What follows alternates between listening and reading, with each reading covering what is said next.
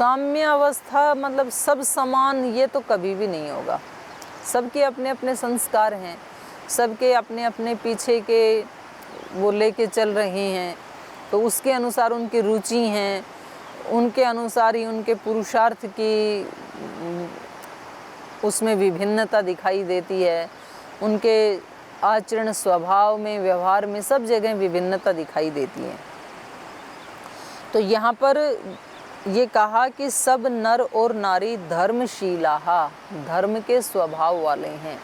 तो धर्म मतलब, धर्म का मतलब ये मत, पंथ, संप्रदाय ऐसा नहीं, सबके सब धृतिमान हैं, सबके सब क्षमावान हैं, सबके सब पवित्र चरित्र वाले हैं, सबके सब अपनी इंद्रियों पे दमन रखने वाले हैं, शांति रखने वाले हैं, शांत रहने वाले हैं, अक्रोधी हैं और सब यज्ञ आदि करते हैं। ये हैं धर्म के लक्षण, धर्मशीला।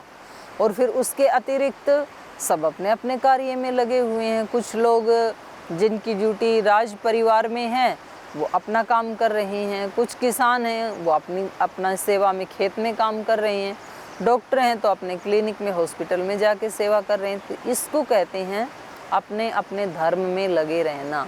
तो यहाँ के अयोध्या के जो पुरुष और महिलाएं हैं, नराश्च नार्यश्च धर्मशीलाः, धर्म उनका स्वभाव बन गया है, उनको कुछ दिखावा नहीं करना पड़ता है। हम धर्म के नाम पे कहीं ऊंची ऊंची भेंट लेके, झंडे हाथ में उठा के, ढोल बजाते हुए कहीं मंदिर में जाते हैं, कहीं देवता को झंडा चढ़ाने जाते हैं। हम अपनी धार्मिकता को भी बहुत ज़्यादा दिखाना चाहते हैं। कोई बड़े बड़े यज्ञ याग आदि करते हैं, कोई कहीं मंदिरों में जाते हैं, कोई पेट के बल चल के जाते हैं, कोई पैदल जाते हैं। तो ये तरह तरह के हम धर्म के नाम पे भी लोगों से श्रद्धा भी हो सकती है, माने सबके सब दिखावे के लिए ऐसा नहीं है, लेकिन धर्म में बहुत ज़्यादा दिखावा भी आ गया है।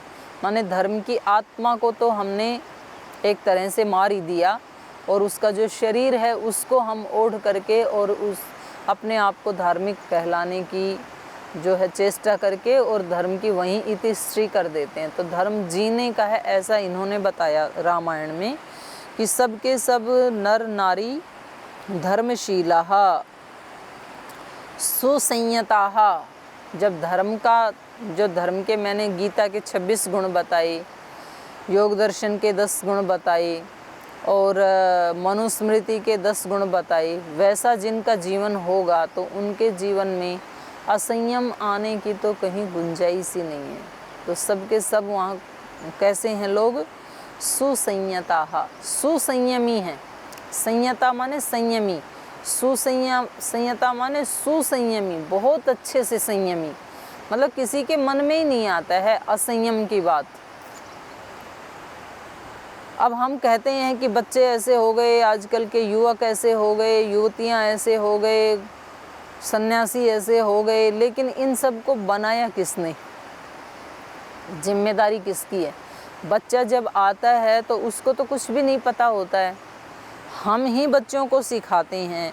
हम बच्चों को बोलते हैं कि कभी झूठ मत बोलना, तो बच्चे को लगता है कि ये झूठ क्या होता है, तो फिर हम उसको बताते हैं ये झूठ होता है। तो एक संस्कार तो हमने डाल ही दिया। नहीं तो हम ये भी कह सकते हैं कि सच बोलना, सच बोलना ये कहेंगे तो बच्चे को लगता है सच के अलावा भी कुछ और होता है क्या, सच ही होता है। तो फिर हम बताते नहीं, सच के अलावा एक झूठ भी होता है, असच भी होता है। तो हम किसी भी तरीके से सिखा देते हैं बच्चों को, फिर उनके जो पीछे के संस्कार हैं वो भी उद्बुद्ध होते हैं। अगर किसी व्यक्ति को ऐसी किसी इन्वायरमेंट में रखा जाए जहां उसको ये पता ही ना चले कि इसके अलावा इससे निम्न स्तर का भी कोई जीवन होता होगा धरती के ऊपर, तो कभी भी उसके अंदर वो संस्कार ही नहीं बनेंगे। ना तो उसके अंदर वो घमंड आएगा कि मैं कुछ ज़्यादा ऊंचा जीवन जी रहा हूँ। ये भी अतिमानिता भी आ जाती है व्यक्ति में, जब वो अपने साथ साथ देखता है ना कि ये ऐसे नीचे, ये ऐसे ऊंचे। तो इसलिए प्राचीन काल में बच्चों को गुरुकुलों में छोड़ दिया करते थे, और वो गुरुकुल होते थे शहर नगर आदि से बहुत दूर, कहीं अरण्य में, जंगल में जा कर के। तो जहाँ समाज की जो अनेक प्रकार के कुछ छोटे मोटे दोष हैं तो वो बच्चों के सामने आए ही नहीं, और जब तक वो 15-20 वर्ष के होंगे, जवान होंगे, तब तक उनके संस्कार पूरे सुदृढ़ हो चुके होंगे, और जब वो उधर जाएंगे तो वो उनसे प्रभावित नहीं होंगे क्योंकि उनके संस्कार काफ़ी प्रबल हो चुके हैं। तो ये व्यवस्था होती थी पहले गुरुकुल में। तो आज तो ऐसा है कि कॉलेज में बच्चे, स्कूल में बच्चे जाते हैं, एक बच्चा बहुत महंगी गाड़ी में 10-20 लाख की गाड़ी में आता है, फिर एक बच्चा बेचारा साइकिल पे आता है, तो दूसरे लोग भी एक को बड़ी ऊंची दृष्टि से देखते हैं, एक को हे दृष्टि से देखते हैं, और वो व्यक्ति स्वयं भी अपने अंदर जो है ना, वो ये उसको ये लगता है कि मैं कुछ कम हूँ, अपने आप को वो भी हे दृष्टि से देखने लगता है, और जो दूसरा है वो उसको लगता है कि मैं बड़ा श्रेष्ठ हूँ। अब चाहे वो गाड़ी कल एक्सीडेंट होके चूर चूरी क्यों ना हो जाए, और हो सकता है कि वो गाड़ी में बैठ के आने वाला व्यक्ति, उसका चरित्र उतना पवित्र ना हो, तो आगे वो गाड़ी और घर समेत सब कुछ बर्बाद कर डाले, ये भी हो सकता है। लेकिन एक विभिन्नता तो हमने पैदा कर ही दी, कम से कम बच्चों के माइंड में ही डाल दी है विभिन्नता।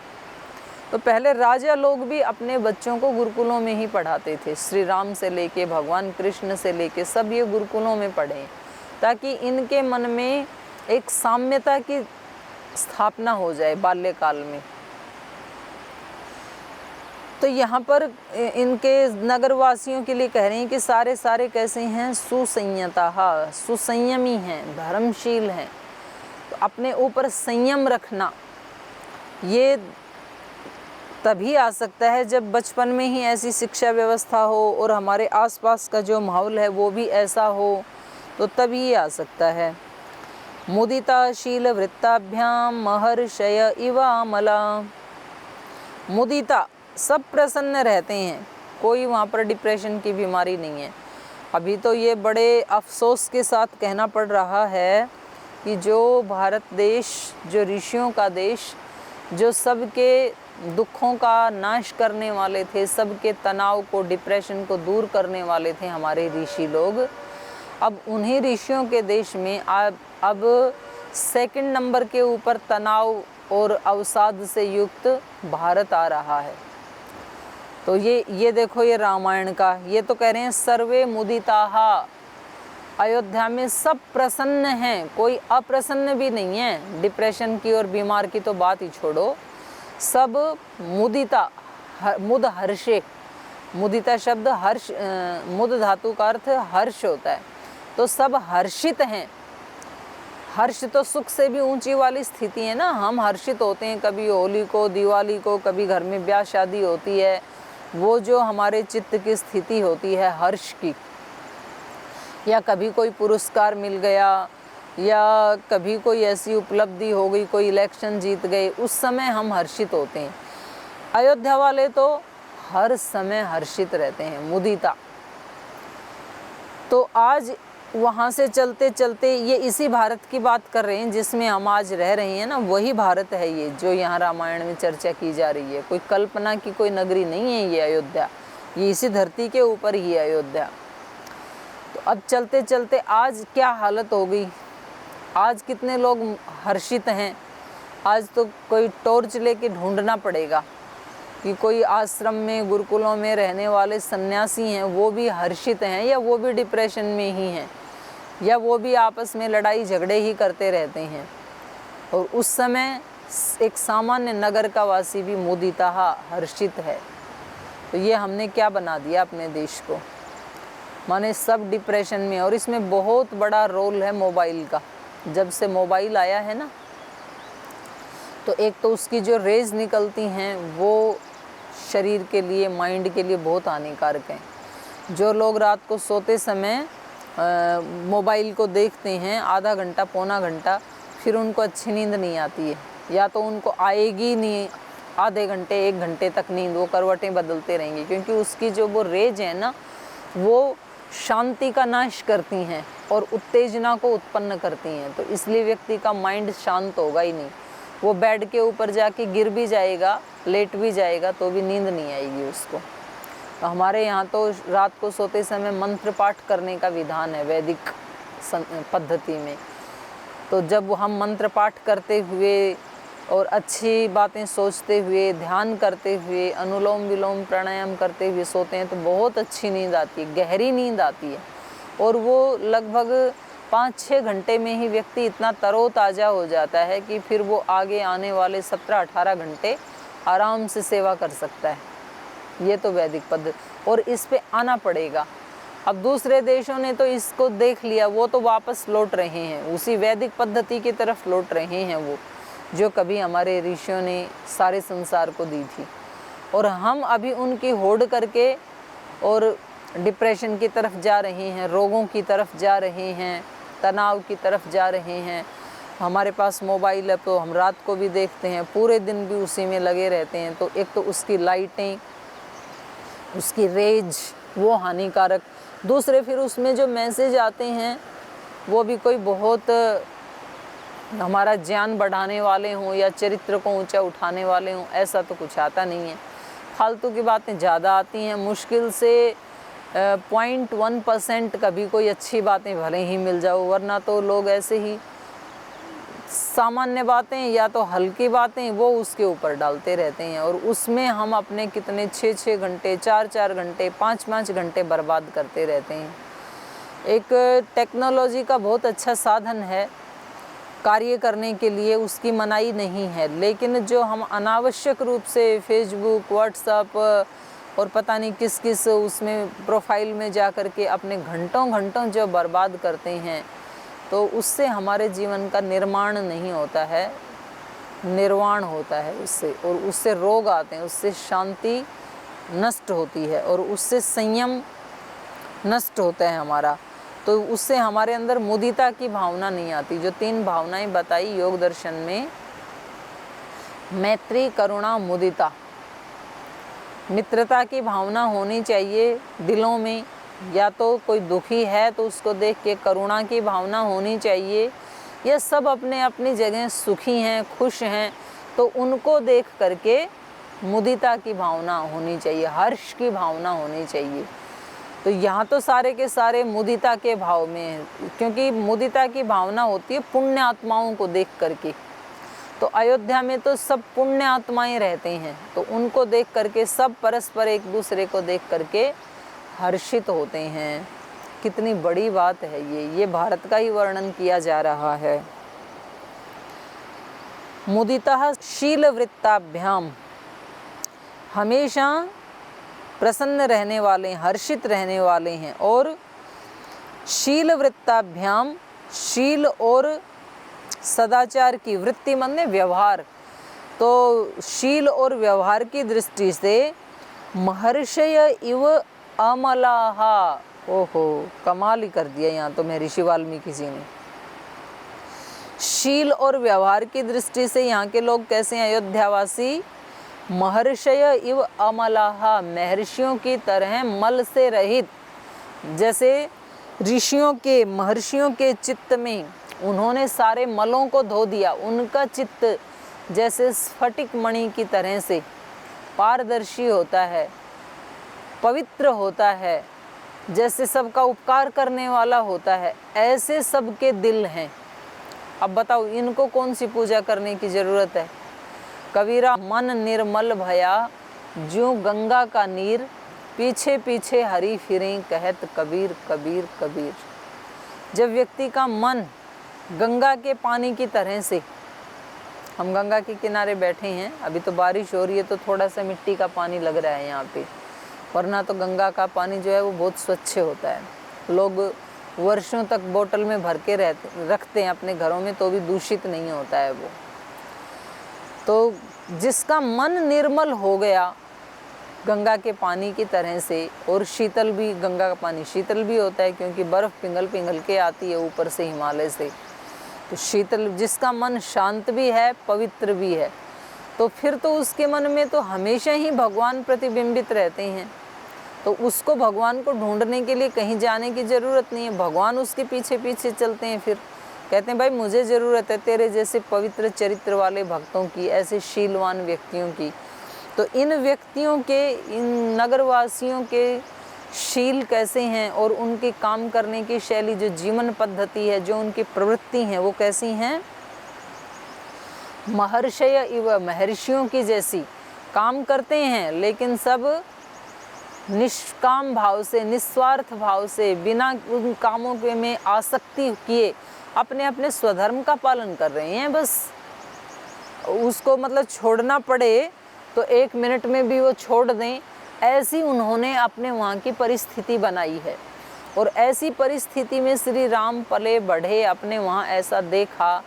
इसीलिए जिस समय उनको राज्य अभिषेक की जगह वन गमन का निर्देश मिला तो वो 1 मिनट में उसको छोड़ देते हैं, क्योंकि उसमें आसक्ति के संस्कार बने ही नहीं, क्योंकि वहाँ का वैसा इन्वायरमेंट ही नहीं है आसक्ति वाला अयोध्या में। तो कोई भी व्यक्ति कभी भी आसक्ति को छोड़ने के लिए तुरंत तैयार होता है। यही तो ऋषियों की जीवन पद्धति होती है। ऋषि महर्षि काम सब करते हैं, लेकिन बस सामान्य व्यक्ति में और महर्षि व्यक्ति में यही अंतर होता है कि सामान्य व्यक्ति उन कर्मों को करते करते उन वस्तुओं से और उन व्यक्तियों से अत्यंत आसक्त हो जाते हैं, उनको छोड़ नहीं सकते हैं फिर वो। और जो महर्षि लोग हैं, उस चेतना वाले जो व्यक्ति हैं, उनको कभी भी कोई भी बड़ी से बड़ी वस्तु भी छोड़नी पड़े तो वो उसको आसानी से छोड़ देते हैं। ये अंतर होता है अंदर का। जब राजा दशरथ को बुढ़ापे में तो संतानें मिली, 4 संतानें, मुश्किल से घर आंगन में खुशियाँ छाई हैं, जो सोना पड़ा था। और उसी समय महर्षि विश्वामित्र आकर के कहते हैं कि अपने बच्चों को मेरे साथ भेज दो, हमें यज्ञ करने में राक्षस बहुत बाधा डालते हैं, तो उन राक्षसों से ये आपके बच्चे हमारी रक्षा करेंगे। अब यदि कोई आसक्त पिता होता आजकल की तरह से, जिसका बहुत मोह है, आसक्ति है, तो वो कदापि अपने बच्चों को नहीं भेजता। यद्यपि एक बार महाराजा दशरथ के मन में भी ये आया कि महाराज यदि राक्षसों से ही रक्षा करनी है तो मैं अपनी सेना भेज देता हूँ, मेरे पास बहुत उत्तम कोटि की सेना है, वो सब राक्षसों से आपके यज्ञ की रक्षा करेगी। लेकिन उनके गुरुजी ने, महर्षि वशिष्ठ ने कहा कि यदि ऋषि हमारे घर में आके हमारी संतानों को मांगने के लिए आए हैं तो इसमें कोई ना कोई तो भगवान का विधान होगा, कोई ना कोई तो रहस्य होगा, नहीं तो ये सेना मांगने के लिए भी तो आ सकते थे। तो आपको पुत्र मोह में आसक्त नहीं होना चाहिए, बल्कि भेज देना चाहिए। तो तुरंत राजा अपने गुरु की बात को स्वीकार कर लेते हैं और तुरंत अपने 4 पुत्रों को भेज देते हैं। तो इसका मतलब है राजा में भी आसक्ति नहीं है, वो भी अनासक्त हैं। तो फिर प्रजाओं में भी आसक्ति नहीं है, वो भी अनासक्त हैं। तो इनकी जो वृत्ति हैं, इनके जो व्यवहार आचरण हैं और इनके जो शील हैं, शील मतलब स्वभाव, वो महर्षियों की तरह से है। अमलाहा, मल रहित हैं। हमारे मन के, चित्त के 2 ही तो दोष हैं जो हमें भगवान से दूर ले जाते हैं। एक है मल, एक है विक्षेप।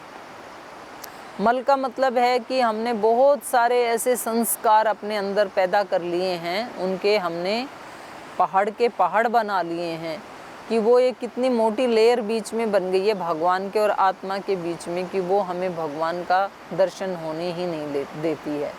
तो जितने भी हमारे दोष हैं वो सब मल में आते हैं। और दूसरा शब्द है विक्षेप।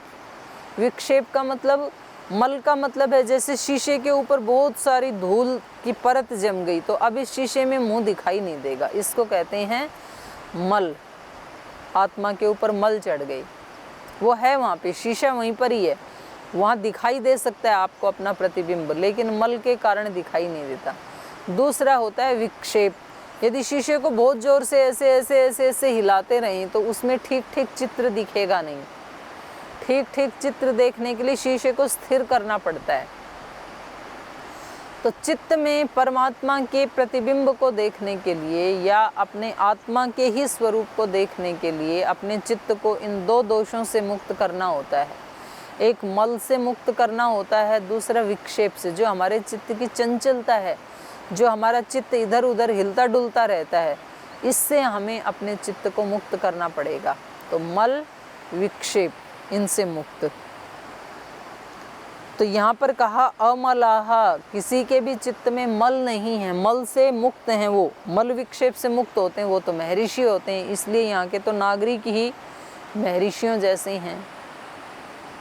तो कहाँ उस समय सामान्य लोगों के लिए भी ये शब्द कहा जा रहा है कि वो मल विक्षेप से रहित हैं, और कहाँ आज भारत को हमने ऐसे बना दिया कि जो सन्यासी ब्रह्मचारी हैं उनकी भी कोई गारंटी नहीं है कि वो मल और विक्षेप से रहित हैं या नहीं हैं।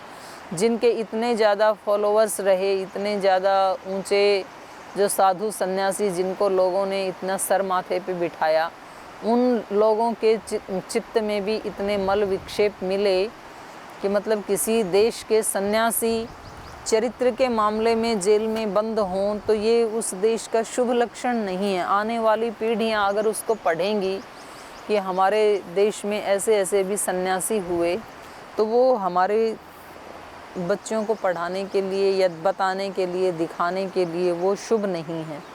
शुभ तो ये है जो लाखों वर्षों के बाद भी हम इसको इतनी श्रद्धा से पढ़ते हैं कि वहाँ के लोगों का भी जो चरित्र है, व्यवहार है, शील है, वो ऐसे ही पवित्र है, ऐसे ही अमल है जैसे कि महर्षियों का होता है। आगे कह रही हैं, ना कुंडली ना मुकुटी ना स्रग्वी नाल्प भोगवान ना मृष्टो ना न लिप्तांगो ना सुगंधश्च विद्यते। न अकुंडली, कोई भी व्यक्ति ऐसा नहीं है जिसके कानों में कुंडल ना हो, और ना अमुकुटी, जिसके यहाँ मुकुट ना हो, और न अस्रग्वी, जो पुष्पहार से शून्य हो, ऐसा कोई व्यक्ति नहीं मिलता। माने हमारे यहाँ पुष्प मालाएँ किनको पहनाई जाती हैं? जो विशेष अतिथि होते हैं, जो बड़े लोग होते हैं। लेकिन अयोध्या में पुष्प मालाएँ सब पहनते हैं। कोई व्यक्ति ऐसा नहीं है अस्रग्वी जिसके गले में पुष्पमाला ना हो। हमारे यहाँ कुंडल, मुकुट आदि ये कौन पहनते हैं? जो राजवंश में पैदा हुए हैं। लेकिन अयोध्या में तो सबके पास कुंडल, मतलब किसी के भी कान शून्य नहीं हैं। और हमारे यहाँ एक संस्कार भी बताया महर्षि दयानंद जी ने, जो 16 संस्कार हैं उनमें एक कर्णवेद संस्कार भी बताया। तो कान में जो पहनने का आभूषण है, इसका साइंटिफिक रीजन भी है, स्वास्थ्य के साथ भी उसका संबंध है, तो ये शास्त्र सम्मत है। तो यहाँ अयोध्या में कोई भी ऐसा नहीं है जो अकुंडली हो, जिसके कान में कुंडल ना हो। सबके पास कुंडल है। न अमुकुटी, ठीक है, राजा का मुकुट थोड़ा बड़ा होता है, बाकी सब जैसा जैसा जिसका पद है, ओहदा है, उसके अनुसार उनके मुकुट होते हैं। तो ये एक तो स्थूल रूप से मुकुट की बात कही जा रही है, और दूसरा इसका जो आलंकारिक वर्णन है, तो मुकुट जो है वो प्रतिष्ठा का प्रतीक होता है। तो कोई भी व्यक्ति ऐसा नहीं है जिसका सिर अप्रतिष्ठा से झुका हुआ हो। माने सबके सब लोगों के सिर प्रतिष्ठा से युक्त हैं, क्योंकि सब अपने अपने धर्म का पालन करते हैं। तो किसी का सिर भी मुकुट से रहित नहीं है। मुकुट मतलब प्रतिष्ठा, तो सबकी प्रतिष्ठा है, सबका सिर ऊंचा है, किसी का भी नीचा सिर नहीं है। बहुत बड़ी बात है।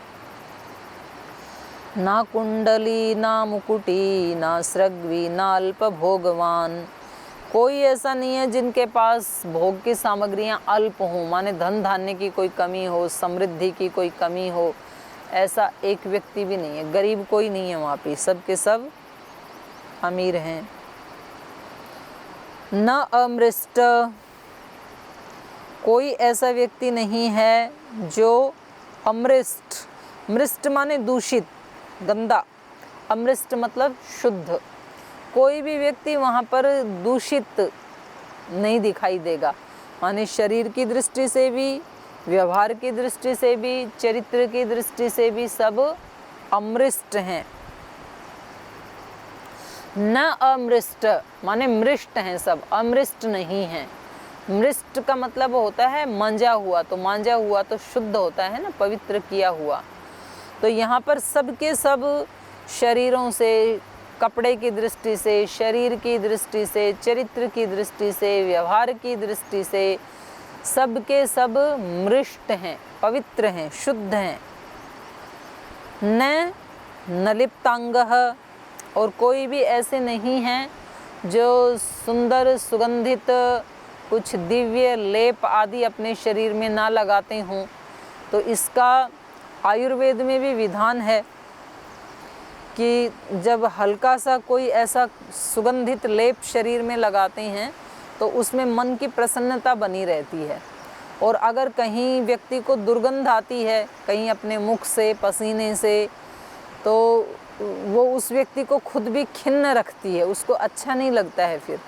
तो हमारे यहाँ ये अंगराग, ये इसका आयुर्वेद में भी विधान है और प्राचीन काल में हम जैसे रामायण आदि में भी देख रहे हैं।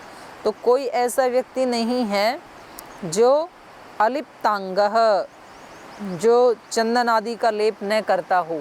तो ऐसे चंदन आदि जिनसे केमिकल लगाने से तो हानि होती है, लेकिन ऐसे जो हर्बल जो सुगंधित पदार्थ हैं, जैसे चंदन है, मोगरा है, तो जैसे रात की रानी है, अब बारिश होती है तो रात को जहाँ रात की रानी का पौधा होता है, इतनी सुंदर सुगंध पूरे वायुमंडल में फैल जाती है, तो उस सुगंध से नींद भी बहुत अच्छी गहरी आती है, उसका प्रभाव उस पर पड़ता है।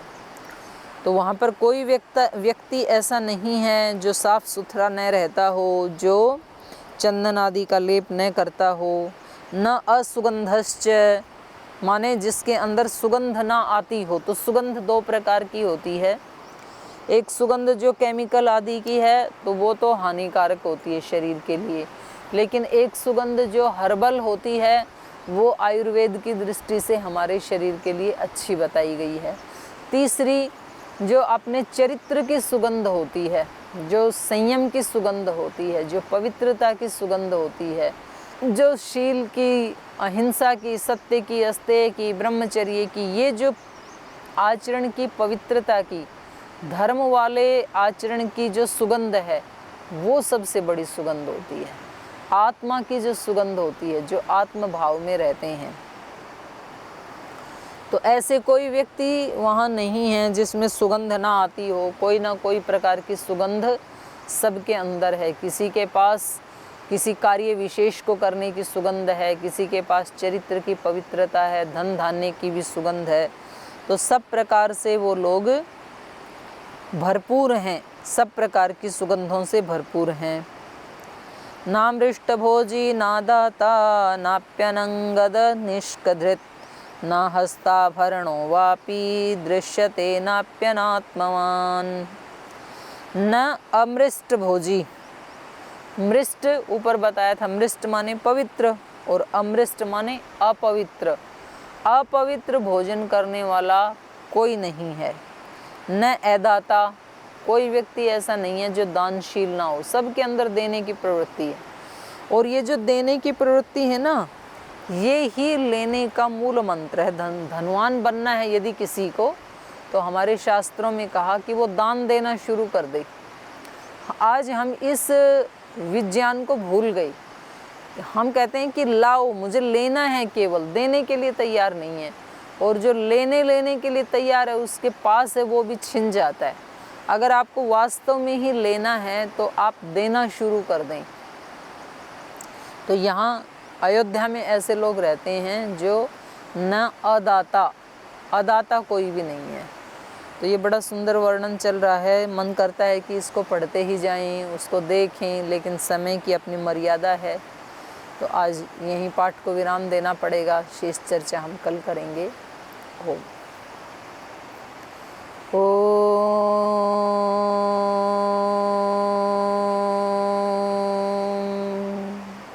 शांति शांति शांति। श्री गुरुभ्यो नमः।